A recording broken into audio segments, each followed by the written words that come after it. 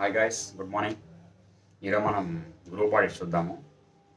Actually 300 series continue చేయాలి. 300 series continue చేయాలి.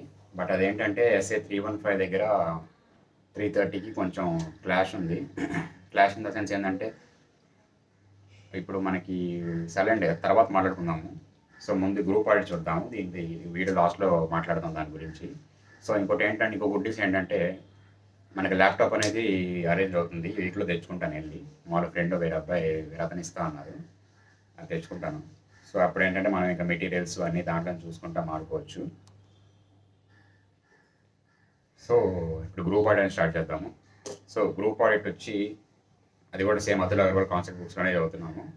And దీనికి సపరేట్ నోట్స్ కూడా ఏం లేదు, ఎందుకంటే ఈ బుక్లో ఉండేది క్రిస్పీ మేనర్లో ఉంది. సో నేనేం చేశానంటే ఈ చాప్టర్ చదివాను, ప్లస్ క్వశ్చన్ అండ్ ఆన్సర్స్ కూడా కంప్లీట్ చేశాను. సో ఇప్పుడు క్వశ్చన్ అండ్ ఆన్సర్లో కూడా డిఫికల్ట్గా అంటే కొంచెం తేడాగా ఏమైతే ఉన్నాయో అవి కూడా లాస్ట్లో చూద్దాం. లేదా కాన్సెప్ట్ వైజ్ నేను కాన్సెప్ట్ వైజ్ ఏదైతే ఉందో ఆ కాన్సెప్ట్ వైజ్ ఆ టాపిక్ కానీ వస్తే అది కూడా ఒకసారి చూద్దాం. సో ఇప్పుడు ఫస్ట్ గ్రూప్ ఆర్ట్స్కి వచ్చేసరికి ఏంటంటే group arts nothing but consolidated financial statements మనందరికీ తెలిసిందే. సో ఇక్కడ ఫస్ట్ అప్లికబిలిటీస్, నాన్ అప్లికబిలిటీస్ చూద్దాం. Applicability as per companies act ఉంటుంది. Applicable as per companies act అంటే ఏంటంటే ఒక కంపెనీ ఉంటుంది, దాని కింద సబ్సిడరీస్, అసోసియేట్స్, జాయింట్ వెంచర్స్ అవన్నీ ఉంటాయి. వీటన్నిటిని క్లబ్ చేసి అంటే వీటి యొక్క ఫైనాన్షియల్ స్టేట్మెంట్స్ అన్ని క్లబ్ చేసి మన కంపెనీ పేరెంట్ కంపెనీ అనేవాడు ఏంటంటే కన్సాలిడేటెడ్ ఫైనాన్షియల్ స్టేట్మెంట్స్ అని ప్రిపేర్ చేయాలి. దేని ప్రకారం? As per schedule 3 and applicable Ind AS ప్రకారం ప్రిపేర్ చేయాలి. సో ఇది దాంతోపాటు ఏంటంటే ఈ ప్రొవిజన్స్ ఏవైతే ఉన్నాయో పేరెంట్ కంపెనీకి ఏవైతే ఉంటాయో ముటాండిస్ టు సబ్సిడరీస్ కూడా అప్లై అవుతాయి. సబ్సిడరీస్, అసోసియేట్, జాయింట్ వెంచర్స్ అన్నిటికీ అప్లై అవుతాయి. అది applicability as per companies act. So non applicability చూద్దాం. Non applicability as per companies act చూసుకుంటే ఈ wholly or partially owned subsidiary ఉంటుందో ఏదైతే ఉంటుందో to a parent company and దీటి యొక్క మెంబర్స్ అబ్జెక్ట్ చేయలేదు దాన్ని, ఏది కన్సల్టేటివ్ ఫైనాన్షియల్ స్టేట్మెంట్స్ మేము ప్రిపేర్ చేయట్లేదు అంటే ఓకే అందరూ యాక్సెప్ట్ చేసి ఇన్ రైటింగ్ రాసిచ్చారు మేమేమి దీన్ని అబ్జెక్ట్ చేయట్లేదు అని చెప్పి. అదొక పాయింట్. ఇంకో పాయింట్ ఏంటంటే ఇది లిస్టింగ్లో ఉండకూడదు or in the process of లిస్టింగ్లో ఉండకూడదు, అది సెకండ్ పాయింట్. ఇంకోటి ఏంటంటే హోల్డింగ్ కంపెనీ ఏదైతే ఉందో అది కన్సాలిడేటెడ్ ఫైనాన్షియల్ స్టేట్మెంట్స్ అనేది ప్రిపేర్ చేసి సబ్మిట్ చేయాలి దీని బదులు. అది 3 కండిషన్స్. ఈ 3 కండిషన్స్ కానీ ఫుల్ఫిల్ అయితే సబ్సిడరీ అనేది కన్సాలిడేటెడ్ ఫైనాన్షియల్ స్టేట్మెంట్స్ అనేది ప్రిపేర్ చేయాల్సిన అవసరం లేదు. నెక్స్ట్ చూసుకుంటే non applicability as per AS చూద్దాం, accounting standards. As per AS దీంట్లో ఏంటంటే 2 కండిషన్స్ ఉంటాయి అనమాట. ఏ సిచ్యువేషన్స్లో ఈ కన్సాలిడేటెడ్ ఫైనాన్షియల్ స్టేట్మెంట్స్ అనేది ప్రిపేర్ చేయాల్సిన అవసరం లేదు. ఇఫ్ సబ్సిడరీని ఎక్వైర్ చేసింది అంటే వాటి యొక్క షేర్ని ఎక్వైర్ చేసింది ఇన్ ద నియర్ ఫ్యూచర్లో అమ్మేసే దానికి, అంటే ఎక్కువ రోజులు హోల్డ్ చేయడానికి ఏం కాదు. ఇప్పుడు కొనుక్కున్నాము within a period of అంటే ఇయర్లో కొన్నాం అనుకోండి, ఈ ఇయర్ ఎండ్ లోపల అమ్మేస్తాం. ఇది పర్పస్, ఆ పర్పస్ కోసం కొన్నాం. ఇంకో పాయింట్ ఏంటంటే ఈ షేర్స్ ఏవైతే ఎక్వైర్ చేసామో కొన్నిసార్లు మన కంపెనీస్ యాక్ట్ ఏం చేస్తుంది అంటే దాని మీద రెస్ట్రిక్షన్ ఇంపోజ్ చేస్తుంది. మీరు ఇన్ కేసు ఓల్డ్ పేపర్స్ కానీ అయ్యి ఉంటే మీకు లాలో వస్తుంది, కాంప్రమైజ్ అరేంజ్మెంట్స్ మెషిన్ దాంట్లో అనుకుంటా. మనకి ఏంటంటే రెస్ట్రిక్ట్ చేస్తుంది, ఇది పలా ఇన్ని సంవత్సరాల వరకు లేదా ఇన్ని మంత్స్ వరకు మీరు ఈ షేర్స్ అనేవి అమ్మేదానికి కుదరదు అని చెప్పి. అంటే severe long term transfer restriction అనేది మన మీద ఇంపోజ్ అయి ఉంటుంది. అలాంటప్పుడు ప్రిపేర్ చేయాల్సిన అవసరం లేదు. ఇదేంటంటే యాజ్ పర్ AS 21 ప్రకారం ఈ 2 కండిషన్స్ కానీ ఫుల్ఫిల్ అయితే ఏదర్ ఆఫ్ ది కండిషన్, ఈ 2 కండిషన్లు ఏదైనా ఒకటిగానే ఉంటే ఆ సబ్సిడరీ అనేది మనం ఈ కన్సల్టేటివ్ ఫైనాన్షియల్ స్టేట్మెంట్స్ అనేది ప్రిపేర్ చేయాల్సిన అవసరం లేదు సబ్సిడరీకి. Next non applicability as per Ind AS. ఇదేంటంటే ఓన్లీ ఇన్వెస్ట్మెంట్ ఎంటిటీకి మాత్రమే అప్లికబుల్ అవుతుంది. ఫస్ట్ నాన్ అప్లికబిలిటీ అంటే ఎంత చూద్దాము, దాని తర్వాత ఇన్వెస్ట్మెంట్ ఎంటిటీ ఎంత చూసుకుందాం. సో నాన్ అప్లికబిలిటీ చూసుకుంటే ఇన్వెస్ట్మెంట్ ఎంటిటీ అనేది కన్సాలిడేటెడ్ ఫైనాన్షియల్స్ ప్రిపేర్ చేయాల్సిన అవసరం లేదు ఫర్ ఇట్ సబ్సిడరీస్. ఇఫ్ ఆ సబ్సిడరీస్ని FVTPL as per Ind AS 110 ప్రకారం కానీ మెజర్ చేస్తే ఈ సబ్సిడరీస్ అనే వాటిని ఇంక్లూడ్ చేయాల్సిన అవసరం లేదు. అదర్ దెన్ FVTPL ఏం చేసినా కానీ ఇంక్లూడ్ చేయాలి. అండ్ ఫర్ ఎగ్జాంపుల్ ఇప్పుడు ఇదేంటి నేను చెప్పింది ఏంటి, ఈ పేరెంట్ కంపెనీ అనేది ఇన్వెస్ట్మెంట్ ఎంటిటీ కాదనుకోండి, ఈ సబ్సిడరీస్ అనేది ఇన్వెస్ట్మెంట్ ఎంటిటీస్ అనుకోండి. సో ఈ పేరెంట్ అనేవాడు సబ్సిడరీస్ని FVTPL కింద as per Ind AS 110 measure చేస్తున్నాడు. అప్పుడు ఈ పేరెంట్ అనేవాడు ఫైనాన్షియల్ స్టేట్మెంట్ ప్రిపేర్ చేస్తాడు, సబ్సిడరీ ప్రిపేర్ చేయాల్సిన అవసరం లేదు. బట్ ఇన్ కేసు ఈ పేరెంట్ కంపెనీ వాడికి ఇన్వెస్ట్మెంట్ ఏంటి అనుకోండి, అప్పుడు అసలు వాడు కూడా ప్రిపేర్ చేయాల్సిన అవసరం లేదు కన్సాలిడేటెడ్ ఫైనాన్షియల్ స్టేట్మెంట్స్ అనేది. అది అండ్ ఈ ఇండేస్ 110 ఏదైతే ఉందో దీంట్లో పైన చెప్పినట్టు AS21లో చెప్పినట్టు sell in the near future or severe long term fund transfer restrictions ఈ రెండు అనేది ఉన్నా కానీ అప్లికబుల్ కాదు, ఖచ్చితంగా చేయాల్సిందే అది. సో ఇప్పుడు ఇన్వెస్ట్మెంట్ అంటే ఏంటంటే అమౌంట్ అనేది ఇన్వెస్టర్స్ దగ్గర నుంచి కలెక్ట్ చేసి ఒక పూల్ చేసి వాటిని ఇన్వెస్ట్ చేస్తారు. అండ్ ఇక్కడ సోల్ బెనిఫిట్ ఏంటంటే క్యాపిటల్ అప్రిసియేషన్ ఆర్ రిటర్న్స్, ఈ రెండు మాత్రమే వాళ్ళ ఆబ్జెక్టివ్స్. అండ్ ఇవన్నీ ఏంటంటే ఫేర్ వాల్యూ బేసిస్లో మెజర్ చేస్తారు. దీన్ని ఇన్వెస్ట్మెంట్ ఎంటిటీ అంటారు. అది. సో ఒకసారి చదువుదాం ఈ ఒక్క పాయింట్ మాత్రం, ఎందుకంటే ఈ పాయింట్ మీద ఎక్కువ క్వశ్చన్స్ ఉంటాయి. ఆ సివియర్ లాంటి పాయింట్ మీద ఇన్వెస్ట్మెంట్ ఎంటిటీ మీద క్వశ్చన్స్ ఉంటాయి. So non applicability on investment entity as per Ind AS. Investment entity is an entity that obtains funds from investors for providing them with investment management services, commits to investors that its business purpose is to invest funds solely for returns from investment, and measures and evaluates performance of all investments on fair value basis. చెప్పాను కదా, investors దగ్గర నుంచి funds తీసుకుంటారు, వాళ్ళ soul objective ఏంటంటే returns and capital appreciation. And ఈ investments అన్నీ ఏంటంటే ఫేర్ వాల్యూ బేస్ మెజర్ చేస్తారు. Investment entity need not present consolidated financial statements if it measures all its subsidiaries at a fair value through P&L as per Ind AS 110. However, parent of investment entity shall prepare consolidated financial statements unless parent is also an investment entity. So చూసాక investment entity అనేది financial statements అని prepare చేయాల్సిన అవసరం లేదు. But దీని parent ఏదైతే ఉంటుందో అది నాన్ ఇన్వెస్ట్మెంట్ ఎంటిటీ అనుకోండి ప్రిపేర్ చేయాలి, అది కూడా ఇన్వెస్ట్మెంట్ ఎంటిటీ అనుకోండి ప్రిపేర్ చేయాల్సిన అవసరం లేదు. Next, however, there is no exemption for temporary control or for operating under severe long-term fund transfer restrictions in Ind AS 110. నేను చెప్పాను కదా, AS20లో ఉన్న ఎగ్జామ్షన్ ఉన్నట్టు దీంట్లో ఎగ్జామ్షన్ అనేది ఉండదు. సో ఖచ్చితంగా ట్రాన్స్ఫర్ చేయాల్సి వస్తుంది. సో నేను ఇప్పుడు ఒక క్వశ్చన్ చెప్తాను, ఆలోచించండి. సో ఒక M Limited అని ఒకడు ఉన్నాడు, వాడికి 51% షేర్ ఉంది, ఆ ఇయర్లో పర్చేస్ చేశాడు. బట్ అదే ఇయర్లో ఏం చేసినట్టు ఒక 20% సేల్ చేశారు వేరే వాళ్ళకి. సో ఇప్పుడు at the end of the financial year ఏం చేయాలి అంటే కన్సాలిడేటెడ్ ఫైనాన్షియల్ స్టేట్మెంట్స్ ప్రిపేర్ చేయాల్సిన అవసరం లేదా? థింక్ చేయండి ఒక 1 సెకండ్. నేను ఒక 1 10 తీసుకొని గ్యాప్ ఇచ్చి స్టార్ట్ చేస్తాను ఈ ఆన్సర్ ఏంటనేది. వీరైతే కామెంట్స్లో మెన్షన్ చేయండి మీరేమనుకుంటున్నారని చెప్పి. సో ఇప్పుడు ఏంటంటే జనరలీ మీరేమనుకున్న 90% ఏమనుకుని ఉంటారు, వీడు విత్ ఇన్ ద నియర్ ఫ్యూచర్లో అమ్మేశాడు, అంటే అదే ఇయర్లో కొన్నాడు అదే ఇయర్లో అమ్మేశాడు. సో AS21 ప్రకారము ఇది ఎగ్జామ్షన్ అప్లికబుల్ అయింది. So financial statements consolidated financial statements prepare చేయాల్సిన అవసరం లేదు అని చెప్పి అనుకున్నారు. కరెక్టా? కరెక్టే. కాకపోతే అక్కడ నేను చెప్పలేదు ఏది Ind AS ప్రకారం ఫైనాన్షియల్ స్టేట్మెంట్స్ ప్రిపేర్ చేస్తున్నారా, AS ప్రకారం ఫైనాన్షియల్ స్టేట్మెంట్స్ ప్రిపేర్ చేస్తున్నారా నేను చెప్పలేదు. సో చెప్పినప్పుడు ఏం చేయాలి అక్కడ ఆన్సర్లో? మనం జస్ట్ అజంప్షన్ అట్లీస్ట్ అజంప్షన్లో తీసుకోవాలి కదా. అక్కడ మనం ఎగ్జామ్లో ఆన్సర్ రాసేటప్పుడు అట్లీస్ట్ మేము we're assuming that financial statements are prepared as per AS or as per Ind AS ఏదో ప్రకారం. ఇప్పుడు AS ప్రకారం తీసుకుంటే మనం చెప్పింది కరెక్టే, Ind AS ప్రకారం తీసుకుంటే రాంగ్ కదా. Ind AS ప్రకారం అప్పుడు ఏమవుతుంది, వాడు డేట్ ఆఫ్ డిస్పోజల్ అప్పుడు ఏంటంటే వాడు అప్పటిదాకా ఏవైతే హోల్డింగ్ దగ్గర నుంచి డిస్పోజల్ వరకు ఎప్పుడైతే చేస్తారో అప్పటిదాకా ఏంటంటే వాడు ప్రిపేర్ అనేది చేయాలి, కన్సల్టేటివ్ ఫైనాన్షియల్ ప్రిపేర్ చేయాలి, అది రూలు. సో ఇక్కడ 2 క్వశ్చన్స్ చూశాను నేను బుక్లో క్వశ్చన్ ఆన్సర్స్లో. ఒక దాంట్లో డైరెక్ట్గా Ind AS ప్రకారం చెప్పేశాడు, అప్పుడు ఏం చేశాడు డైరెక్ట్ Ind AS ప్రకారం సాల్వ్ చేశాడు. ఇంకోటి ఏం చేశాడంటే అసలు Ind AS AS అని చెప్పలేదు. ఫస్ట్ ఏం చేశాడంటే AS ప్రకారం మొత్తం క్వశ్చన్ అంతా రాశాడు. తర్వాత ఏం చేశాడంటే in case as per Ind AS consolidated financial దాన్ని ప్రిపేర్ చేస్తే ఈ రెస్ట్రిక్షన్ అనేది అప్లికబుల్ కాదు, అప్పుడు సో డేట్ ఆఫ్ డిస్పోజల్ వరకు కన్సాలిడేటెడ్ ఫైనాన్షియల్ స్టేట్మెంట్స్ అని ప్రిపేర్ చేయాలని చెప్పి పాయింట్ రాశాడు. సో ఇదో క్వశ్చన్, ఇదో 2 టైప్స్ ఆఫ్ క్వశ్చన్స్ నేను చూసిన బుక్లో కొంచెం మనం గుర్తుపెట్టుకోవాల్సినవి. ఎందుకంటే ఓన్లీ AS ప్రకారం రావచ్చాం లేదా ఓన్లీ Ind AS ప్రకారం రాసొచ్చాం, వాడు ఏం తీసుకుంటాడు చెప్పలేం కదా. సో అందుకని ఏంటంటే 2 పాయింట్లు సేఫ్గా రాసుకోవాలి ఇన్ కేస్ అలా ఇవ్వకపోతే, అది పాయింట్.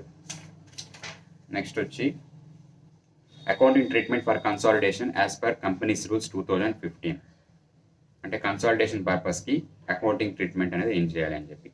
ఫస్ట్ ఇది వీడేంటంటే మామూలుగా ఇదేంటంటే దీంట్లో 4 స్టాండర్డ్స్ 5 స్టాండర్డ్స్ ఇన్వాల్వ్ అవుతాయి. Ind AS 110 అప్లికబుల్ అవుతుంది, 103 వస్తుంది, 28 వస్తుంది, 111 వస్తుంది, మొత్తం 4 స్టాండర్డ్స్ అప్లికబుల్ అవుతాయి. సో ఇక్కడ ఏంటంటే ఫస్ట్ ఏంటంటే 110 ప్రకారం చూద్దాం. Finance statements of parent and its subsidiaries are combined on line by line basis by adding assets, liabilities, incomes, expenses and cash flow statements and cash flows as per Ind AS 110. Ind AS 110 ప్రకారం ఏంటంటే మనం parent, subsidiary, assets, liabilities, incomes, expenses, cash flows ఇవన్నీ ఏంటంటే add చేసి consolidated finance స్టేట్మెంట్స్లో as per Ind AS 110 చూపించాలి.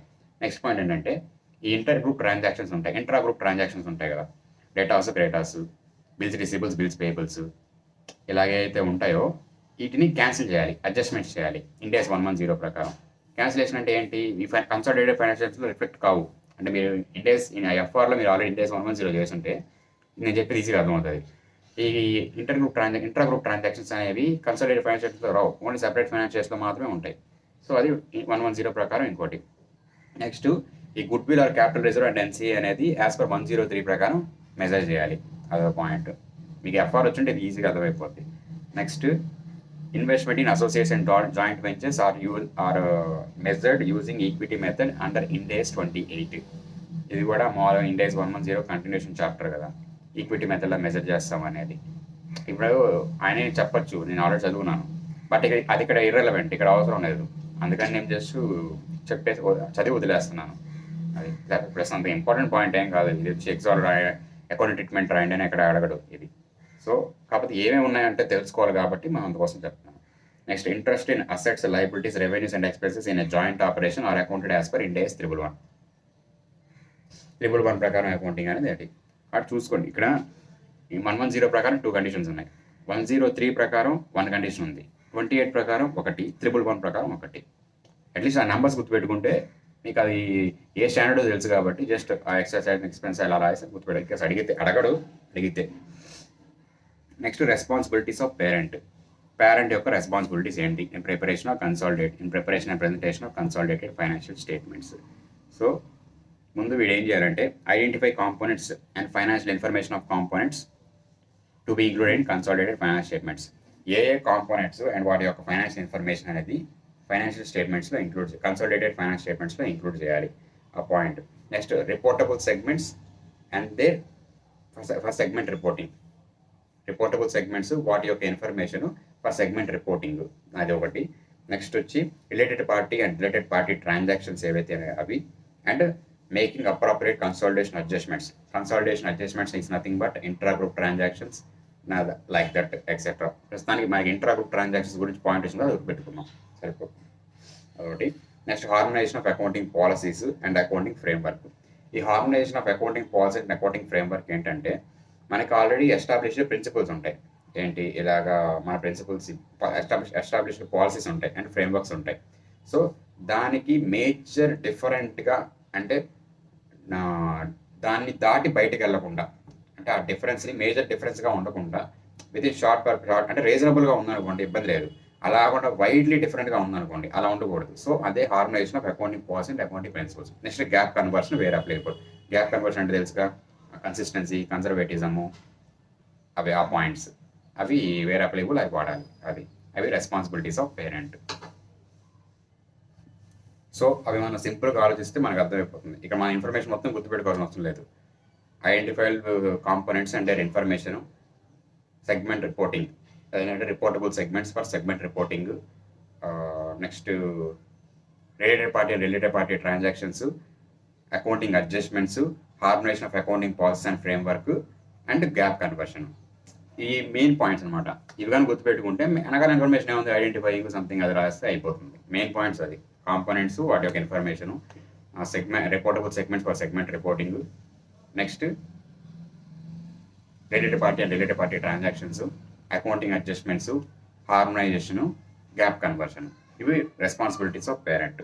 So ఈ question అడుగుతాడు. ఈ క్వశ్చన్ ఆల్రెడీ క్వశ్చన్ ఆన్సర్స్ కూడా ఉంది. ఈ క్వశ్చన్ అనేది అంటే నేను మీకు ముందుగానే చెప్తాను ఏ క్వశ్చన్స్ అనేవి కూడా అడిగాడు అని చెప్పి, ఎందుకంటే మీకు మళ్ళీ క్వశ్చన్ ఆన్సర్ చదవాల్సిన అవసరం రాదు. ఎందుకంటే మీకు అక్కడ కింద లైన్లో రెస్పాన్సిబిలిటీస్ ఆఫ్ పేరెంట్ ఏంటి అని చెప్పి, ఆ రెస్పాన్సిబిలిటీ ఆఫ్ రిపోర్టింగ్ ఎంటిటీ ఏంటి అని చెప్పి వాడు క్వశ్చన్ అడుగుతాడు. మీకు దాన్ని బట్టి ఏంటంటే ఆన్సర్ ఇదంతే ముందుగానే ఐడియా ఉంటే ఇబ్బంది లేదు, మళ్ళీ ఆ క్వశ్చన్ దగ్గర అంత టైం వేస్ట్ చేయాల్సిన అవసరం లేదు. సో అందుకోసం ఏ క్వశ్చన్స్ కూడా మన క్వశ్చన్ ఆన్సర్ అడిగాడని చెప్పి కూడా చెప్తున్నాను. అది ఇంకేస్ క్వశ్చన్ డిఫికల్టీ ఉంటే అంటే అసలు అర్థం చేసుకోలేని విధంగా ఉంది బట్ ఆన్సర్ మాత్రం ఇది ఉందంటే అది కూడా చెప్తాను. ఇంకా అలాంటి క్వశ్చన్లు ఉంటే ప్రజెంట్ అయితే లేవు. అది next objectives of audit and audit of finance statements. Objectives ఏముంటాయి?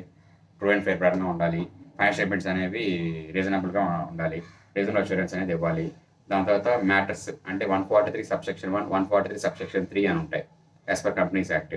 ఆ మ్యాటర్స్ని డిస్క్లోజ్ చేయాలి, ఆ మ్యాటర్స్ అనే వాటిని రిపోర్ట్ చేయాలి. అవి ఏంటంటే మామూలుగా ఉంటాయి కదా, క్యారోలో వస్తాయి మామూలుగా. Personal expense charge to revenue account, maintenance of books of accounts, share capital something, ఇవన్నీ ఉంటాయి కదా, అవన్నీ అక్కడ చూద్దాం. ప్రస్తుతానికి ఏంటంటే సెక్షన్ గుర్తుపెట్టుకున్నాం, 143 సబ్సెక్షన్ 1, 143 సబ్సెక్షన్ 3. దాంట్లోనే మ్యాటర్స్ని రిపోర్ట్ చేయాలి. ఇది వాడు ఆబ్జెక్టివ్స్. అది next auditing the consolidation. Auditing the consolidation ఏంటంటే planning audit of financial consolidated financial statements, completeness of information recording inclusion of components in consolidated financial statements. ఇవి 2 టాపిక్స్ ఉంటాయి. But మన క్వశ్చన్స్లో అడిగింది వచ్చి ఏంటంటే completeness of information regarding inclusion of components in consolidated financial statements. అంటే nothing but ఏంటంటే consolidated financial స్టేట్మెంట్స్లో ఈ components అన్నీ ఇంక్లూడ్ చేశారా? సో ఆడిటర్ పర్పస్ ఏంటి ఇక్కడ? వాడు ఫైండ్ అవుట్ చేయాలి, అన్నీ ఇంక్లూడ్ చేశారు కదా, వీడు ఎలా తెలుసుకోవాలి? అది పాయింట్స్ మా దగ్గర. బట్ దానికంటే ముందు చూద్దాం planning audit of consolidated financial statements. Before commencing audit of consolidated financial statements, auditor should make plans for the following. అది బిఫోర్ స్టార్ట్ చేసే ముందు ఏంటంటే ఆడిటర్ ఇవన్నీ ప్లాన్ చేయాలి. ఏం ప్లాన్ చేయాలి?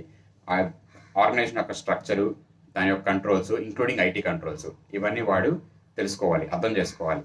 దాంతో ఏంటంటే accounting policies and procedures apply to this parent companies and components including assessment of risk of material misstatement. వీటన్నిటివి కంపెనీ యొక్క ఈ ఆర్గనైజేషన్ అనేది పాలసీస్ అనేవి ఎలా డిజైన్ చేసింది టు ఫైండ్ అవుట్ అని చెప్పి చూసుకోవాలి. వీడు అర్థం చేసుకోవాలి. అర్థం చేసుకుంటే దాంతో ఏంటంటే ఆ రిస్క్ ఆఫ్ అసెస్మెంట్ కోసం వీళ్ళు చేసిన కరెక్టా కాదని చెప్పి మన ఆడిట్ ప్రొసెస్ ద్వారా ఫైండ్ అవుట్ చేస్తాడు. దాంతో determine the nature, timing, extent audit process to be performed. అదొకటి. Next determine extent of use of other auditors work, SS 600. Next coordination of work. ఇది పాయింట్స్. సో ఇది మ్యాక్సిమం అంత అడగడు, but అడిగినా కానీ పాయింట్స్గా గుర్తుపెట్టుకోవాలంటే, అంటే ఈజీగా గుర్తుపెట్టుకోవాలంటే ఫస్ట్ మనోడు ఏం చేయాలి? ఆర్గనైజేషన్ స్ట్రక్చర్ని అర్థం చేసుకోవాలి, వాటి యొక్క గ్రూప్ వైడ్ కంట్రోల్స్, ఆ కంట్రోల్స్ మొత్తం ఇంక్లూడింగ్ ఐటీ, అవి అవి అండర్స్టాండ్ చేసుకోవాలి. నెక్స్ట్ వచ్చి అకౌంటింగ్ పాలసీస్, అంటే పేరెంట్కి సబ్సిడరీకి పాలసీస్ ఏవైతే అప్లికబుల్ అవుతున్నాయో అవి, ఇంక్లూడింగ్ కన్సాలిడేషన్ ప్రాసెస్, అవి ఏవైతే ఉన్నాయో అవి అర్థం చేసుకోవాలి. నెక్స్ట్ ఏంటంటే nature, timing and extent of audit process to be performed including assessment of risk of material misstatement. ఏవేవి అప్లై చేయాలి? Nature, timing, extent of process. ఎక్కడ చెప్పాను కదా, ఎంత, ఎప్పుడు, ఎక్కడ. మీకు ప్రీవియస్ క్లాస్ ఉంటే ఎస్ఎస్లో సంథింగ్ చెప్పుకున్నాను. ఎంత, ఎప్పుడు, ఎలా, ఇదిగా చూసుకుంటే మనకి procedures applied and assessment of risk of material misstatement, వీటిని బట్టి ఆ మెటీరియల్ మిస్స్టేట్మెంట్ కూడా అసెస్మెంట్ చేయొచ్చు. ఆ పాయింట్ ఒకటి. Next complying with the standards, అంటే using the work of other experts, other auditors అని ఉంది కదా, అదొకటి. Next coordinating the work. ఈ పాయింట్స్ అనేవి కన్సిడర్ చేయాలి. నెక్స్ట్ వచ్చి completeness of information regarding inclusion of components in consolidated finance statements. ఈ పాయింట్ ఇంపార్టెంట్. ఇది క్వశ్చన్గా అడిగాడు. ఎలా అడిగాడంటే పైన సగం మ్యాటర్ ఏదో ఇస్తాడు, ఇచ్చిన తర్వాత ఏంటంటే లాస్ట్ అడుగుతాడు వాట్ ఆర్ ద ప్రొసీజర్స్ అని చెప్పి to be followed by the auditor in respect of completion of information regarding inclusion of components in consolidated financial statements అని ఇస్తాడు క్వశ్చన్ అయితే, నేను చూశాను. నెక్స్ట్ ఇప్పుడు చూద్దాం ఏంటనేది. ఫస్ట్ బ్రీఫ్గా చూసుకుంటే మన auditor previous working papers check చేసుకోవాలి, అసలు ఏవేవి కాంపోనెంట్స్ ఉన్నాయి అని చెప్పి. దాని తర్వాత పేరెంట్ ఏ ప్రొసీజర్స్ అనేవి ఫాలో అవుతుంది టు ఐడెంటిఫై ద కాంపోనెంట్స్, అవి చూసుకోవాలి. ఓకే, ఇది అయిపోయింది. Next enquiry the management enquiry చేయాలి, ఏవైనా న్యూ కాంపోనెంట్స్ ఉన్నాయా అని చెప్పి. దాంతో తెలిస్తే ఏంటంటే మన ఈ షేర్ హోల్డింగ్ ఉన్నది కదా, share holding in respect of different entities ఉంటుంది కదా, ఆ షేర్ హోల్డింగ్ అనేది ఎక్కడెక్కడ ఎంత ఉందని చూసుకుంటే ఏ ఎంటిటీస్ మన కాంపోనెంట్స్ అవుతుందో తెలిసిపోద్ది కదా, అదొకటి. దాని తర్వాత చేంజ్ ఈ షేర్ హోల్డింగ్. ఈ షేర్ హోల్డింగ్ అనేది చేంజ్ అయితే మనకి అది ఆ రికార్డ్స్ కానీ చూసామంటే మనకి అడిషనల్గా ఈ year for example last year 10 ఉన్నాయి, కరెంట్ ఇయర్ ఆడిట్కి వచ్చేదానికి ఏంటంటే ఏదో అడిషన్ అవ్వచ్చు, డిలీషన్ అవ్వచ్చు. సో ఆ చేంజ్ ఇన్ షేర్ హోల్డింగ్ చూసుకుంటే చేంజ్ ఇన్ షేర్ హోల్డింగ్ అనేది పర్మనెంట్ కన్సాలిడేషన్ అడ్జస్ట్మెంట్లో ఉంటుంది. ఆ షేర్ హోల్డింగ్ అని చూసుకుంటే అక్కడ మనకి తెలిసిపోతుంది. అంటే ఎక్స్ట్రాగా కాంపోనెంట్స్ యాడ్ అయినాయా లేకపోతే డిలీట్ అయినాయా అని చెప్పి అదొక పాయింట్. దాని తర్వాత joint venture, joint arrangement and started records maintain by the management. ఇవి కానీ రివ్యూ కానీ చేస్తే మనకి మిగతా డీటెయిల్స్ ఏంటనేవి క్లియర్గా అర్థమైపోతుంది. సో ఇది సింపుల్గా చెప్పాలంటే ఇది ప్రొసీజర్ ఫాలో అవ్వాల్సింది. సో ఇప్పుడు ఒకసారి చదివి చూద్దాం. అదే ఉంటుంది matter. Auditor should verify that all components have been included in consolidated financial statements. In respect of completeness of this information, he should perform following procedures. Review his working papers for prior years for known components. Review parents' procedures for identification of various components. Make enquiries of management to identify any new components. Review investments of parent and component to determine shareholding in other entities. ఇదే చెప్పాడు కదా, share holding అనేది మనం check చేయాలని చెప్పి. అది ఇక్కడ ఏం చెప్పాడంటే ఇన్వెస్ట్మెంట్స్ ఆఫ్ పేరెంట్ అని చెప్పి చెప్పాడు. Next review joint ventures, joint arrangements and other statutory records maintain by the parent. Identify changes in share holding that have taken place during the reporting period. So away points, అంతేనా? అర్థమైందిగా. ఇవి ఇండివిజువల్గా ఒక్కొక్క point చదువుకుంటూ వెళ్తే ఏమవుతుందంటే మనకు గుర్తుండవు. So for the time being గుర్తున్నా కానీ తర్వాత గుర్తుండవు. సో మనకి ఏంటంటే ఒక ట్రీ లాగా రావాలి. మనం ఏం చేయాలి, మనమే ఆల్టర్నేటివ్ ఏం చేయాలి. ముందు మనం ప్రీవియస్ ఇయర్ వర్కింగ్స్ చూద్దాం, మన దగ్గర ఏ కాంపోనెంట్స్ ఉన్నాయి ఆల్రెడీ.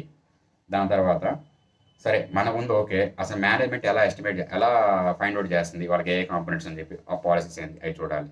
దాని తర్వాత సరే ఇంకా మనకు డౌట్ ఉంది ఇంకా ఉన్నాయేమో అని చెప్పి దాంతో ఏం చేయాలి, లేదంటే ఫస్ట్ ఇంకోటి ఏం చేయొచ్చు అంటే ఈ joint venture, joint arrangement, statutory records ఏవైతే ఉన్నాయో వెరిఫై చేస్తావు. పాలసీస్ తర్వాత రికార్డ్స్ వెరిఫై చేస్తావు. రివ్యూ చేసిన తర్వాత నీకు అర్థమైపోద్ది. అది కుదరలేదు దాంతో ఏం చేస్తావు, షేర్ హోల్డింగ్ వస్తావు. షేర్ హోల్డింగ్ ఇన్వెస్ట్మెంట్స్ ఏవైతే ఎక్కడెక్కడ పెట్టిందని చెక్ చేస్తావు, అక్కడ దానివల్ల తెలుస్తుంది. తర్వాత చేంజెస్ ఇన్ షేర్ హోల్డింగ్ దీన్ని చూస్తావు.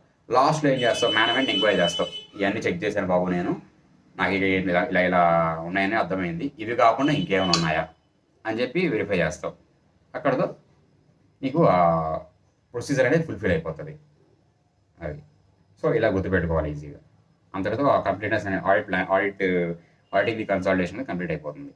Next permanent consolidation adjustment and current period consolidation adjustments. Most డ్రైగా ఉంటుంది ఇదే, బట్ అర్థమైందంటే అంత కష్టమే ఉండదు అది.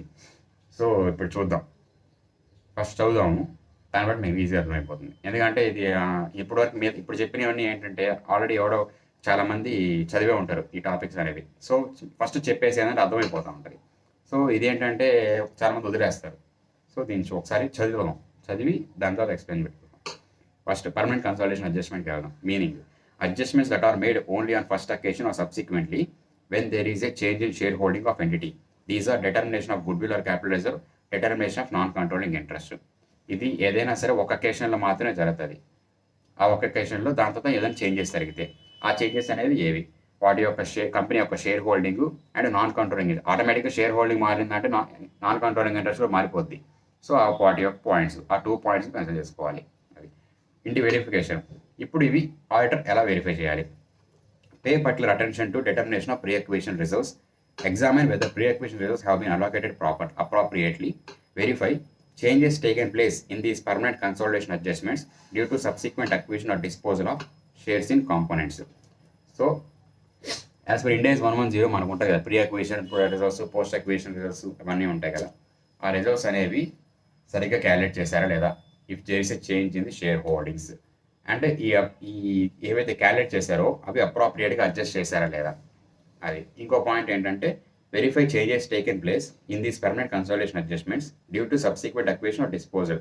సో ఇప్పుడు రిజర్వ్స్ అనే వాటిలో నీకు చేంజ్ ఎలా వస్తుంది. ఇప్పుడు ఫర్ ఎగ్జాంపుల్ రిజర్వ్ ఉంది, రిజర్వ్ ఇంక్రీజ్ అవ్వచ్చు, డిక్రీజ్ అవ్వచ్చు. ఇంక్రీజ్ ఎందుకు అవుతుంది, అడిషనల్గా ఏమైనా అక్వైర్ చేస్తే. డిక్రీజ్ ఎందుకు అవుతుంది, ఏమైనా డిస్పోజల్ చేస్తే. సో అవి ఆ చేంజెస్ అనేవి కేవలం ఈ 2 రీజన్స్ వల్లే జరిగినవి అని చెప్పి అష్యూర్ వెరిఫై చేయండి అని పాయింట్ అది. సో అది permanent consolidation adjustments. Current period adjustments అంటే ఏంటంటే కరెంట్ పీరియడ్ ఏదైతే జరుగుతున్నాయి అడ్జస్ట్మెంట్స్ అన్ని దీంట్లో ఉంటాయి. మేజర్గా ఏముంటాయంటే ఇంట్రా గ్రూప్ ట్రాన్సాక్షన్స్ అనేవి ఉంటాయి. సో ఇది కూడా చదువుతాం.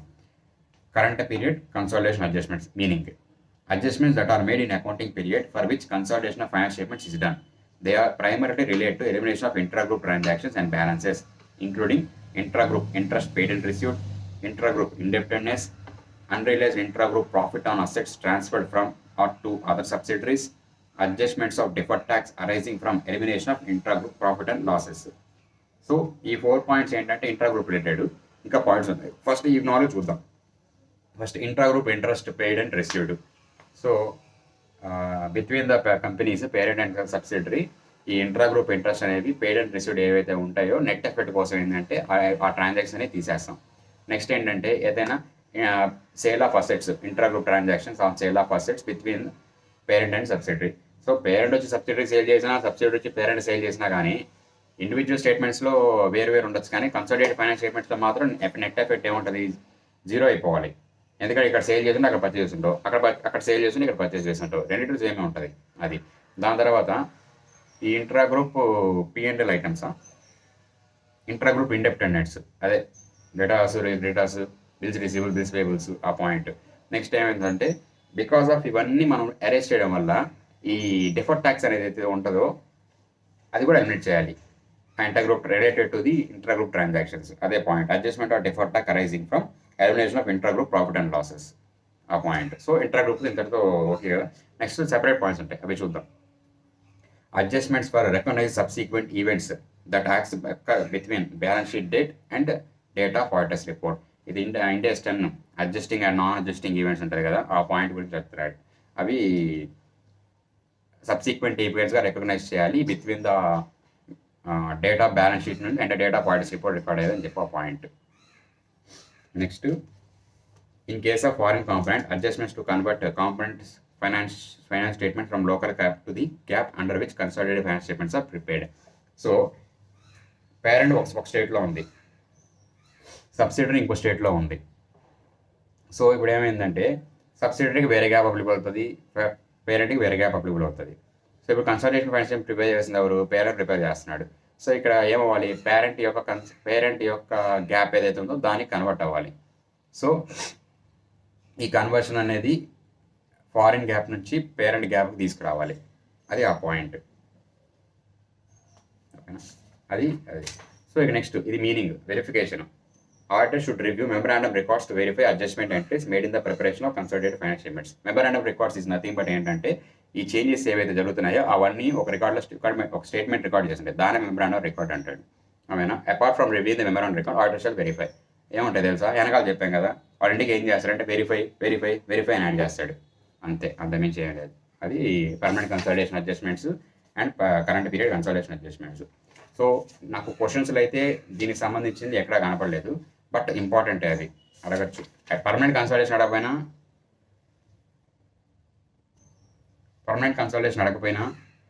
కరెంట్ పీరియడ్ కన్సాలిడేషన్ అడ్జస్ట్మెంట్ అడగచ్చు.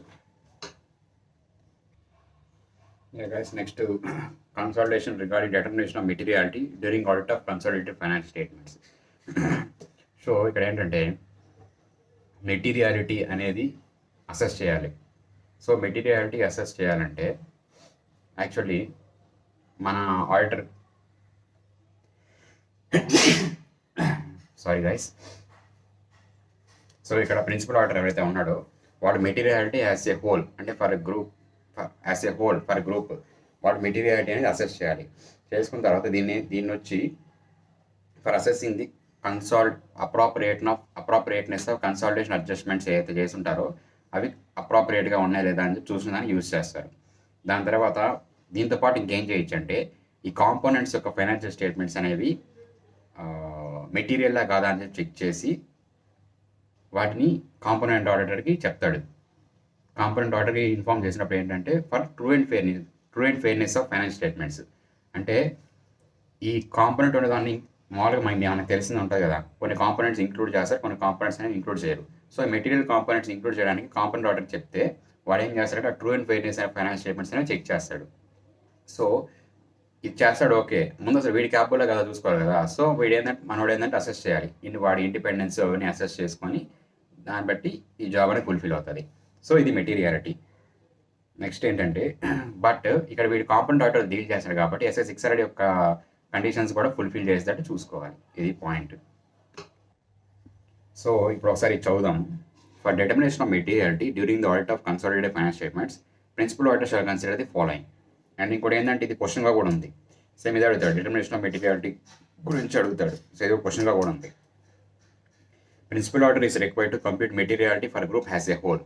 This materiality should be used to assess appropriateness of consolidated adjustments made by the management. So చెప్పాను కదా, ఫస్ట్ మనోడు ఏంటంటే యాజ్ ఏ హోల్గా మెటీరియాలిటీ అంటూ చూసుకోవాలి. చూసుకున్న తర్వాత ఏంటంటే ఈ మెటీరియాలిటీ అనే దాన్ని ఈ కన్సాలిడేషన్ అడ్జస్ట్మెంట్స్ అనేవి ఏవైతే మేనేజ్మెంట్ చేసి ఉంటుందో అవి అప్రోప్రియేట్గా ఉన్నాయా లేదా అది చెక్ చేయడం పనికి వస్తుంది. దాంతో ఏంటంటే మన ప్రిన్సిపల్ ఆర్డర్ ఏం చేయొచ్చు అంటే ఈ మెటీరియాలిటీని, అంటే ఇక్కడ మెటీరియాలిటీ హ్యాస్ ఏ హోల్ ఉంది, సో ఫర్ కాంపోనెంట్కి ఎంత మెటీరియాలిటీ ఉంటుందని చెక్ చేసుకోవచ్చు. అంటే ఈ టోటల్ మెటీరియాలిటీలో ఈ కాంపోనెంట్ అనేది ఎంత పర్సంటేజ్ మెటీరియాలిటీ కింద పర్ఫామ్ చేస్తుంది, అంటే ఫుల్ఫిల్ చేస్తుంది అనే పాయింట్ ఉంటుంది. ఇక్కడ చూడండి, principal auditor can also use materiality computer and group level to determine whether component financials are material to the group. ఓకేనా, ఎంత పర్సంటేజ్ ఈ మెటీరియల్ 50% ఉంటే 50% మెటీరియాలిటీలో ఈ యొక్క కాంపోనెంట్ అనేది ఎంత పర్సంటేజ్ అని ఫుల్ఫిల్ చేస్తుంది అనేది చూసుకోవాలి. అది 5%, 10% ఎంత అని. దాని తర్వాత principal auditor communicates to the component auditor if it is required for true and fair view of the consolidated financial statement. Check out the principal auditor compliance. So next, principal auditor also obtains certain confirmations from component auditor like independence, capability, అలాగా ఏవైతే ఉంటాయో వాటిని confirm చేసుకోవాలి. ఎందుకంటే ఈ procedure follow అయ్యేది component auditor. ఆ component auditor card ఇండిపెండెంట్గా లేకపోయినా లేదా క్యాపబిలిటీస్ లేకపోయినా కానీ ఏమవుతుంది, బట్ అల్టిమేట్ డెసిషన్ అనేది మనోడు ఇవ్వాలి కదా. సో అల్టిమేట్ రెస్పాన్స్ అనేది మనోడి మీదే ఉంటుంది. సో అందుకని చెప్పి అలాగా. నెక్స్ట్ ఏంటంటే because of component order help తీసుకోవడం అనేది SS600 కండిషన్స్ ఫుల్ఫిల్ అవ్వాలి అని చెప్పి అక్కడ ఒక పాయింట్ ఉంటుంది అంతే. Okay, next disclosure requirements in consolidated financial statements. So లాస్ట్కి వచ్చేసాను, 2-3 టాపిక్స్ ఉన్నాయి అంతే. Disclosure requirements in consolidated financial statements. Disclosures to be given, ఇక్కడ ఏంటంటే 2 పాయింట్స్ ఉంటాయి. Disclosures to be given in consolidated financial statements, disclosures not required to be given in consolidated financial statements. ఇక్కడ to be given in consolidated financial statements అంత matter ఏమి ఉండదు. Not to be given in consolidated financial అనేది considerable, అంటే ఒక క్వశ్చన్గా consider చేయొచ్చు. అంటే మనకైతే క్వశ్చన్ ఎక్కడ కనపడలేదు, బట్ క్వశ్చన్గా రావచ్చు అదొక point. Next to be given in the consolidated financial statements చూసుకుందాం. ఫస్ట్ ఏంటంటే టోటల్ ఈ కన్సాలిడేటెడ్ నెట్ అసెట్స్ ఉంటాయి కదా, ఆ టోటల్ నెట్ అసెట్స్కి ఇండివిజువల్ నెట్ అసెట్స్ ఎంత అమౌంట్స్ రూపంలో అండ్ పర్సంటేజ్ రూపంలో ఎంత ఉంటుందని చూపించాలి. అదేవిధంగా కన్సాలిడేటెడ్ P&Lలో ఎంత అమౌంట్స్ అండ్ ఎంత పర్సంటేజ్ రూపంలో చూపించాలి, అంటే పేరెంట్ది ఎంత, కాంపోనెంట్స్ ఎంత అని చెప్పి సెపరేట్గా. అలాగే కన్సాలిడేటెడ్ ఓసీ అకౌంట్లో కూడా ఏంటంటే అమౌంట్స్ అండ్ పర్సంటేజ్ రూపంలో పేరెంట్స్కి ఎంత, కాంపోనెంట్స్కి ఎంత అని చెప్పి సీక్రెట్ చూపించాలి. అది point. Next not to B disclose in the consolidated finance statements. ఇవేంటంటే ఇండివిజువల్ స్టాండర్డ్ ఫైనాన్స్ స్టేట్మెంట్స్లో ఏంటంటే సెపరేట్గా నోట్స్ 2 పాయింట్స్ చూపించుకుంటారు. ఓకే, బట్ ఇవే పాయింట్స్ అనేవి మనము కన్సాలిడేట్ చేసినప్పుడు ఈ పాయింట్స్ అనేది చూపించాల్సిన అవసరం లేదు. సో ఆ పాయింట్స్ అంటే చూద్దాం. Source from which bonus shares are issued. Bonus shares issue చేయడానికి ఏ సోర్స్ని వాడామని చెప్పి చూపించాల్సిన అవసరం లేదు. Next disclosures required under MSMED act, micro small medium enterprise development act ఉంది కదా, అందులో డిస్క్లోజర్స్ చూపించాల్సిన అవసరం లేదు. Value of imports on CAF basis in respect of raw materials, components and capital goods. CF అంటే కాస్ట్, ఇన్సూరెన్స్ అండ్ ఫ్రైట్. ఆ base మీద raw materials, components and capital goods ఏంటి ఇంపోర్ట్ చేసినా వాటి గురించి చెప్పాల్సిన అవసరం లేదు. వాల్యూ ఆఫ్ ఇంపోర్టెడ్ రా materials, spare parts and components consumed, import చేసుకున్నాం వాటిని కన్జ్యూమ్ చేసిన ఆ డీటెయిల్స్ గురించి కూడా చెప్పాల్సిన అవసరం లేదు. Expenditure in foreign currency on royalty, professional fee, interest and other matters ఇవి డిస్క్లోజ్ చేయాల్సిన అవసరం లేదు. Earnings in foreign currency classified under export of goods, royalty, interest and other incomes ఏవైతే ఉంటాయో వీటి గురించి డిస్క్లోజ్ చేయాల్సిన అవసరం లేదు in consolidated financial statement. But separate financial స్టేట్మెంట్లో డిస్క్లోజ్ చేసుకోవాలి, కన్సాలిడేటెడ్లో అవసరం లేదు. సో ఈ పాయింట్స్ గుర్తుపెట్టుకోవాలంటే ఫస్ట్ ఇంపోర్టెడ్ గూడ్స్ గురించి 2 పాయింట్స్ ఉంటాయి. CF బేస్ ఒకటి, ఆ ఇంపోర్టెడ్ గూడ్స్ని కన్జ్యూమ్ చేసిన దాని గురించి. CF బేస్ ఇంపోర్ట్ ఏంటి, రా materials, components and other goods. Consumption ఏంటి, రా మెటీరియల్స్, స్పేర్ పార్ట్స్, కాంపోనెంట్స్. ఇది ఒక పాయింట్. నెక్స్ట్ బోనస్ షేర్స్ అని యొక్క సోర్స్ గురించి. నెక్స్ట్ MSMED యాక్ట్ డిస్క్లోజర్స్ గురించి. దాంతో లాస్ట్ 2 పాయింట్స్ ఏంటంటే ఈ ఫారిన్ ఎర్నింగ్స్ గురించి. ఒకటి వచ్చి ఎక్స్పెండిచర్ ఇన్ ఫారిన్ కరెన్సీ, ఇంకోటి వచ్చి earnings in foreign currency. Expenditure foreign currency ఏంటి, సేమ్ రాయల్టీ, రాయల్టీగా ఏదైనా మనం మెషినరీ అనేది ఇంపోర్ట్ చేసుకుని అలా ఉంటుంది కదా, రాయల్టీ సంబంధించిన దాన్ని రైట్ యూస్ చేస్తున్నాం కదా ఒకటి.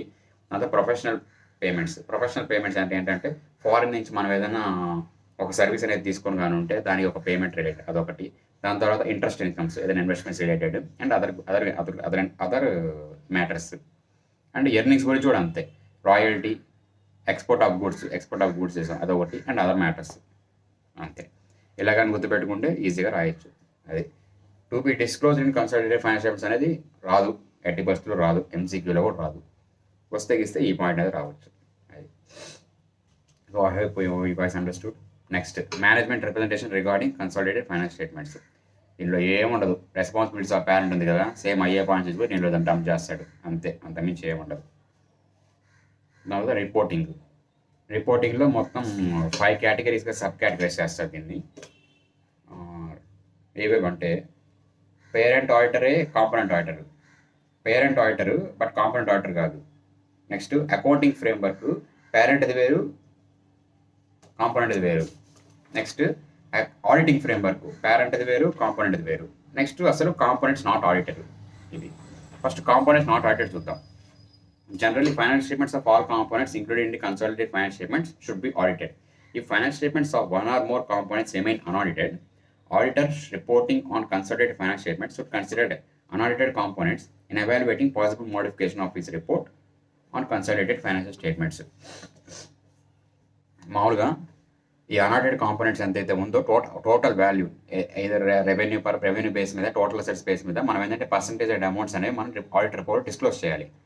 సో వీడు ఏం చేయాలంటే ఇప్పుడు ఈ నాన్ ఆడిటెడ్ కాంపోనెంట్స్ అన్ని ఏంటంటే రిపోర్ట్ చేసినప్పుడు అంటే ఆ పర్సంటేజెస్ అన్ని క్యాలిక్యులేట్ చేసినప్పుడు మెటీరియల్ అనిపించింది అనుకోండి, వీడు రిపోర్ట్ అనేది మాడిఫై చేసుకోవాలి.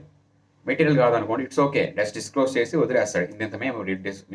ఇన్ని కాంపోనెంట్స్ ఇంత పర్సంటేజ్లో మేము ఆడిట్ చేయలేదని చెప్తాడు, ఏదైనా వీడి కానీ కాంపోనెంట్ ఆడిటర్ కానీ. సో అప్పుడేమవుతుంది, మెటీరియల్ కానప్పుడు ఏంటంటే ఒపీనియన్ మారదు, జస్ట్ డిస్క్లోజర్ మాత్రమే ఉంటుంది. అదే మెటీరియల్గా ఉంది, సిగ్నిఫికెంట్గా ఉంది ఈ పర్సంటేజ్ అనేది, అప్పుడు ఏం చేస్తాడు, రిపోర్ట్ అనేది మాడిఫై చేసుకుంటాడు. ఆ పాయింట్. నెక్స్ట్ దాని పాయింట్ చూద్దాం. When component auditor reports under auditing framework different than that of parent. So చెప్పాను కదా, పేరెంట్ అండ్ కాంపోనెంట్ ఒక ఆడిటింగ్ ఫ్రేమ్వర్క్ అని డిఫరెంట్ ఉంటుంది. అప్పుడు ఏం చేయాలి, పేరెంట్ ఇప్పుడు ఇండియాలో ఉంటుంది కదా పేరెంట్, ఆ పేరెంట్ యొక్క ఫ్రేమ్వర్క్, మనం ఆడిటింగ్ ఫ్రేమ్వర్క్ ఏదైతే వాడుతున్నామో ఎస్ఎస్ స్టాండర్డ్స్ ఆన్ ఆడిటింగ్, ఆ ఫ్రేమ్వర్క్లోకి అవన్నీ తీసుకొని వచ్చి ఆడిటింగ్ చేయాలి. ఆ point. Next when component auditor reports on finance statements under accounting framework different than that of parent. So ఇక్కడ పేరెంట్ ఫ్రేమ్వర్క్ వేరు, ఆ కాంపోనెంట్ ఫ్రేమ్వర్క్ వేరు. ఇక్కడ ఏం చేయాలి, 2 ఉంటాయి. ఒకటో ఏం చేయాలంటే మేనేజ్మెంట్ ప్రిపేర్ చేయాలి, కాంపోనెంట్ ఫైనాన్స్ స్టేట్మెంట్స్ తీసుకొని పేరెంట్ కంపెనీ యొక్క గ్యాప్లోకి ప్రిపేర్ చేయాలి. అప్పుడు మన ఆడిటర్ ఏం చేస్తాడు, వెళ్ళి ఆడిట్ చేస్తాడు. లేదా ఇంకో పాయింట్ ఉంది, కాంపోనెంట్ ఆడిటర్ ఉంటాడు కదా, వాడే పేరెంట్ యొక్క గ్యాప్ని తీసుకొని ఆ దాంట్లోకి కన్వర్ట్ చేయాలి. కాంపోనెంట్ ఫైనాన్స్ స్టేట్మెంట్స్ ప్రిపేర్ చేస్తే మనోడు వచ్చి ఆడిటర్ వచ్చి సేమ్ ఆ విధంగా ఆడిట్ చేస్తాడు. ఏదైనా డిఫరెన్స్ ఉన్నాయా, ఇంకా కంప్లైంట్స్ ఉందా లేదా అని చెప్పి మొత్తం చూసుకుంటాడు. అదొక point. Next when parent auditor is not auditor of all its components. ఇప్పుడు parent auditor component auditor same కాదు. సో ఇక్కడ ఏమవుతుంది, order of consolidated appointment should also consider requirements SS600 ఏంటి, అదే using the work of other auditors ఉంది కదా, అది consider చేయాలని చెప్పి ఆ point. Next as per SS706, if auditor wants to make reference to audit of other auditors, auditors report of consolidated finance statement should disclose clearly magnitude of portion of finance statements audited by other auditors by including other matter paragraph in report. ఇది segregation of duties ఉంటుంది కదా, ఆ segregation of duty అనేది clearly మనం ఎంత చేసామో component auditor ఎంత చేశాడు అనే పాయింట్ అదర్ మ్యాటర్ పారాగ్రాఫ్లో డిస్క్లోజ్ చేయాలని చెప్తున్నాడు ఆ point. Next this may be done by stating aggregate rupees, అదే చెప్పాక రూపీస్ పర్సెంటేజ్ రూపంలో ఎంత ఉంటుందో చూసావా, ఆ పాయింట్ అనేది డిస్క్లోజ్ చేయాలని చెప్తున్నారు. In total assets, revenue and cash flows that are not audited by the parent auditor. Next, such reference is not to be considered as a qualification of opinion, but rather an indication of divided responsibility between the auditor of parent and its subsidiaries. అదే చెప్తాం కదా, because of this segregation మన responsibility reduce అయింది అనుకుంటే కుదరదు. మన responsibility ఎలాగే ఉంటుంది, మన ఒపీనియన్ అనేది అలాగే ఉంటుంది. జస్ట్ మనం డిస్క్లోజ్ చేస్తున్నామంటే ఇలాగా ఇంతవరకు మేము చేసాము, ఇంతవరకు మేము చేయలేదని చెప్పి అంటే డ్యూటీ సబ్సిడరీస్ కాంపోనెంట్ షో చేశారు, కాంపోనెంట్ ఆర్డర్ చేశారు, పేరెంట్ ఆర్డర్ చేశాడు అని చెప్పడానికి డిస్క్లోజర్ మాత్రమే. Next, when parent order is also auditor of all its components, auditor should report whether principles and procedures for preparation and presentation of consolidated financial statements as laid down in accounting standards have been followed. Policies and procedures అన్ని చెప్పిన విధంగా అంటే schedule 3 accounting standards ప్రకారం చెప్పినట్టు follow అయ్యా లేదా అది point. In case any deviation adequate disclosure అనేది ఇవ్వాలి in audit report. Next, auditor should issue an audit report expressing opinion whether financial statements give a true and fair view of state of affairs of group as on balance sheet date. ఏముంది ఇక్కడ same అదే కదా, అన్ని as per standards and schedule 3 ప్రకారం prepare చేశారు లేదా, any deviation ఏమన్నా ఉంటే ఆడిట్ రిపోర్ట్లో చెప్పామా లేదా, ఆయన ట్రూ అండ్ ఫేర్గా ఉన్నాయి లేదా ఫైనాన్షియల్ స్టేట్మెంట్స్ అనేవి, కన్సాలిడేటెడ్ ఫైనాన్షియల్ స్టేట్మెంట్స్ అనేవి ఒపీనియన్ ఎక్స్ప్రెస్ చేసామా లేదా, అది అంతే. సో ఇప్పుడు క్వశ్చన్స్లోకి వద్దాము. క్వశ్చన్స్లోకి వచ్చినప్పుడు ఏంటంటే నేను ఒక క్వశ్చన్ చూసాను, ప్రాక్టికల్ క్వశ్చన్స్లో ఉంది ఈ క్వశ్చన్, చదువుతాను చూడండి ఒకసారి. A limited holds the ownership of 10% of voting power and control over the composition of board of directors of be limited. While planning the statutory audit of A Limited, what factors would be considered by you as the statutory auditors of A Limited for the audit of its consolidated financial statements prepared under Ind AS? So ఇక్కడ ఏంటంటే మనం ఇప్పుడు దాకా ఏం చూస్తుంటాము, వీడి control ఉండాలంటే మామూలు 50% holding ఉండాలి అది ఇదని చూసుకుంటాం కదా. జనరల్లీ మనం ఇక్కడ క్వశ్చన్ చూసి నేను ఎలా థింక్ చేశానంటే 10% హోల్డింగ్ ఉంది కదా, సో ఇక్కడ కంట్రోల్ ఏం లేదు, సో ఇది ఇన్వెస్ట్మెంట్ కింద కన్సిడర్ చేస్తాము, so consolidated financial statement prepare చేయాల్సిన అవసరం లేదు, జస్ట్ మన బ్యాలెన్స్ షీట్లో ఇన్వెస్ట్మెంట్ ఇన్ బి లిమిటెడ్ అని చెప్పి 10% కింద చూపించుకుంటే సరిపోద్ది అని చెప్పి నేను అనుకున్నాను ఫస్ట్. బట్ ఇక్కడ ఏం జరిగింది, వాడు పక్కన వాడు క్లియర్ ఇచ్చేసాడు, and control over the composition of the board of directors of be limited అని చెప్పి, సో కంట్రోల్ ఉంది అని చెప్పేశాడు. సో ఇక్కడ తర్వాత అప్పుడేమనుకున్నాను, ఓకే ఇలాగా Ind AS 110 ప్రకారము మనోడు కంట్రోల్ చేస్తున్నాడు, సో మనకి ఖచ్చితంగా కన్సాలిడేటెడ్ ఫైనాన్షియల్ ప్రిపేర్ చేయాలని చెప్పి అనుకున్నాను. కరెక్ట్, నేను అనుకున్నాను కరెక్ట్, పార్షియల్లీ కరెక్ట్. బట్ వీడు ఏం చేశాడంటే దాంతోపాటు SA 550 కూడా ఇంక్లూడ్ చేశాడు, రిలేటెడ్ పార్టీస్, ఆ పాయింట్ కూడా కన్సిడర్ చేసి ఆన్సర్ అనేది రాశాడు. సో ఇదొక ఎక్సెప్షనల్ క్వశ్చన్ అనమాట. ఇది మనం ఎంత కాన్సెప్ట్ నేర్చుకున్నా గ్రూప్ ఆడిట్లో ఈ క్వశ్చన్ అనేది ఆన్సర్ చేయలేం. సో ఈ క్వశ్చన్ అనేది ఖచ్చితంగా చదువుకోవాలి. సో ఒకసారి చూసుకోండి. Next,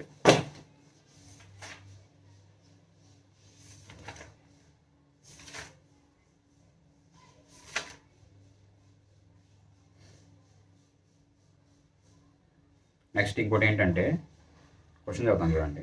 H company limited is a holding company with 2 subsidiaries, R company and S company. The H company adopts straight line method of depreciation, whereas S Limited opts written down value and R Limited follows straight line method of depreciation. It does not give effect to component accounting of depreciation in respect of high value of assets. While considering the financials of the R company and S company with those of H company, determine the possible issues that you have to ensure for compliance in the light of the above facts. ఏమన్నా అర్థమైందా? ఏమన్నా ఒక్కరంతాను మనం ఎక్కడ దాకా అర్థమైంటుంది, వీళ్ళిద్దరు subsidiaries, వీడి ఈ method of depreciation వాడుతున్నాడు, వాడు ఇంకో మెథడ్ ఆఫ్ డిప్రిసియేషన్ వాడుతున్నాడు అనే పాయింట్ మనకు అర్థమవుతుంది. దాంతో అర్థం కాదు, నాకు అర్థం కాదు, ఫస్ట్ ఆన్సర్ అయితే అర్థమైంది. సో ఇక్కడ ఏంటంటే ఆర్ కంపెనీ వాడు ఏం చేస్తున్నాడంటే straight line method of depreciation వాడుతున్నాడు. బట్ మనకి Ind AS 16 ప్రకారం ఆర్ AS 10 ప్రకారం మనకి ఒక కాంపోనెంట్ అకౌంటింగ్ అని ఉంటుంది. సో ఆ కాంపోనెంట్ అకౌంటింగ్ అనేది మనం ఫాలో అవ్వట్లేదు. సో ఆ పాయింట్ మీద కన్సిడర్ చేసుకొని మనం ఏం రాస్తామంటే దీనిలో ఒక పాయింట్ ఉంటుంది చూడండి, there can be different methods for calculation of depreciation for its assets if their expected pattern of consumption is different. The method once selected in the standalone financial statements of the subsidiary should not be changed while preparing the consolidated financial statements. ఇది point. But ఇక్కడ ఏంటంటే component accounting అనేది మనోడు are limited అనేది follow అవ్వట్లేదు. So ఇది Ind AS ప్రకారం కరెక్ట్గా లేదు అని చెప్పి ఫస్ట్ మనం ఏంటంటే దాన్ని డిస్క్లోజ్ చేయాలి. ఈ ఆర్ అనేవాడు కాంపోనెంట్ అకౌంటింగ్ కరెక్ట్గా చేయట్లేదు అని చెప్పి. సో ఇక్కడ మనం ఏమవుతుంది, కన్సల్టేటివ్ ఫైనాన్స్ ప్రిపేర్ చేయని అడగట్లే, నేను చెప్పిన పైన కేసులో ఇష్యూస్ అని వేరే రైజ్ అవ్వచ్చు అని పడుతున్నాడు. సో ఇప్పుడు నేను ఒక పాయింట్ చదివాను కదా, ఆ పాయింట్ బాగా అర్థమైతే దానికి ఏముంది నేను అక్కడ మామూలుగా వాడి యొక్క కన్సంప్షన్కి అండ్ ఫాలో అయిన డెప్రిషియేషన్ మెథడ్కి ఏంటంటే ఈక్వల్ సరిపోవాలి. అంటే చేంజ్ అనేది వేరీగా ఉండకూడదు, ఎక్కువ వేరీగా ఉండకూడదు. సో ఇది వన్స్ ఆల్రెడీ పెట్టేసుకున్న తర్వాత అంటే స్టాండర్డ్ ఫైనాన్షియల్ స్టేట్మెంట్స్ అప్లై అయిన తర్వాత కన్సాలిడేటెడ్ ఫైనాన్షియల్ స్టేట్మెంట్స్ వచ్చేసరికి మారుస్తారంటే కుదరదు.